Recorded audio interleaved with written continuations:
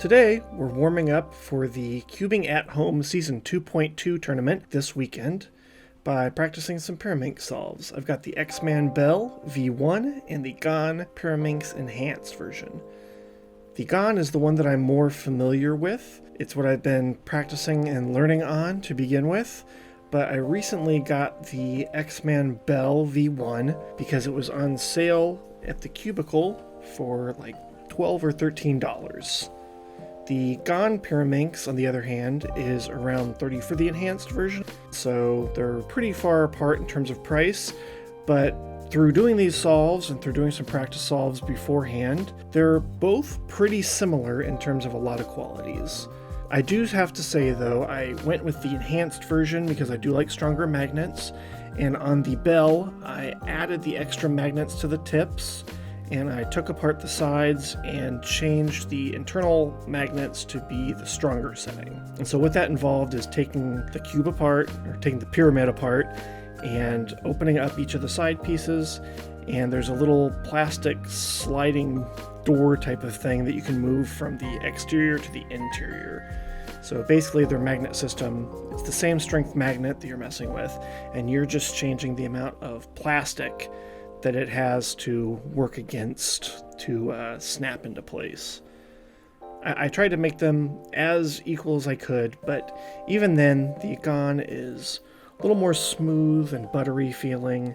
Even with the stronger magnets, it requires a little less effort to turn it, but it still maintains its shape really, really well.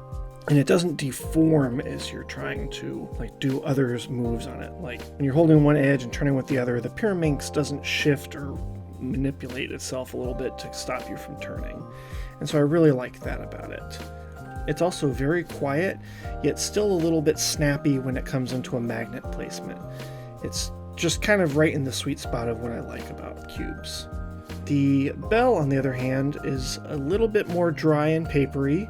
Not a lot, but a little bit, and the magnet strength is substantially stronger on this setting that I have it on. And what that means is that when you're pushing a piece to try to turn it, it requires a little bit more force to get it out of its placement and to start turning, but it does snap into position a little bit more on its own. The tips on both turn pretty well. Even with the stronger magnets on the Bell, it's not that much different. But before I added those stronger magnets, I was having issues with practice solves. The tips would kind of turn as I was just manipulating the cube or regripping it. So if you do get that cube, I recommend probably going with the stronger magnets, at least in the tips. I'm pretty new to Pyraminx. I've only really been solving with it for a couple weeks now, and I learned how to solve it through, I think, just kind of the beginner method, where I'm starting with the yellow side on the bottom, and I make the radioactive sign with the center pieces. I fix the edges, and then I work on the first layer. I solve the tip usually next, and then I've learned 4 or 5 algorithms to solve the rest of the cube. Most of the time, it takes me a little bit to recognize those algs, or recognize which alg I need to actually perform. And so sometimes if I don't recognize it right away, I just kind of do one, and that gives me a different one, which hopefully I'll recognize. Not the best strategy. And as you can see from my times, I'm averaging around like 20 seconds, partially because of that. My hands like to keep moving rather than standing still while time is counting. And so I kind of default to making a move or starting an alg, sometimes when it's not probably the best move.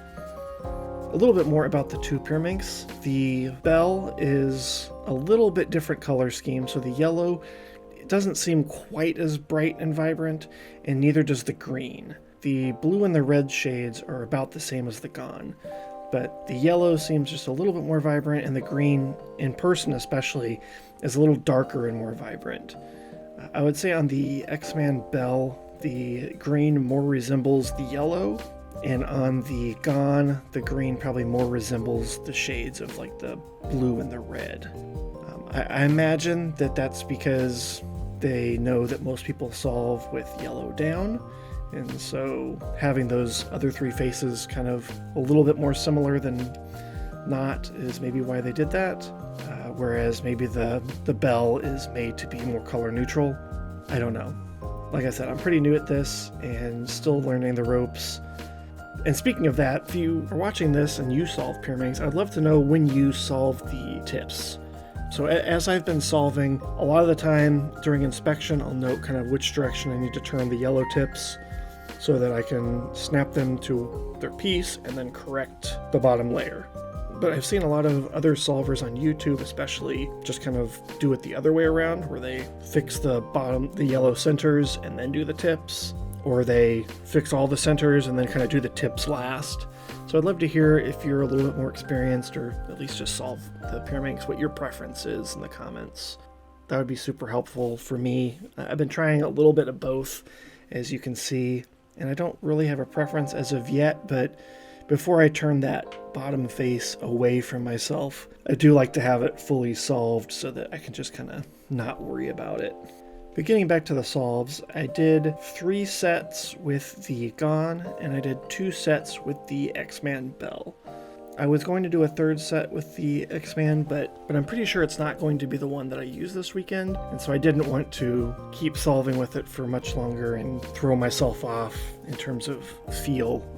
But the solve time that I had on both was pretty similar. I had some really good solves on the bell. I had some pretty good solves on the GAN. I'm a little bit more consistent in my times on the GAN, and my best times that I got during these sets were on the X-Man. So I don't know what that says. Maybe the GAN allows me to be a little more consistent, which I value a little bit more than getting a few random great times. Especially during an average set, the best time is going to be disqualified and the worst time is disqualified. So consistency is more important. If I can consistently be in that 20-second range or sub 20-second range versus getting mid-20s with the occasional 13, it's going to do me a lot of good to be on the more consistent one. I think that some of that consistency comes down to the GAN Pyraminx feeling like a whole sturdy piece, whereas the X-Man, as you're holding it, it does kind of shift a little bit and you can feel all the individual pieces of it much more distinctly.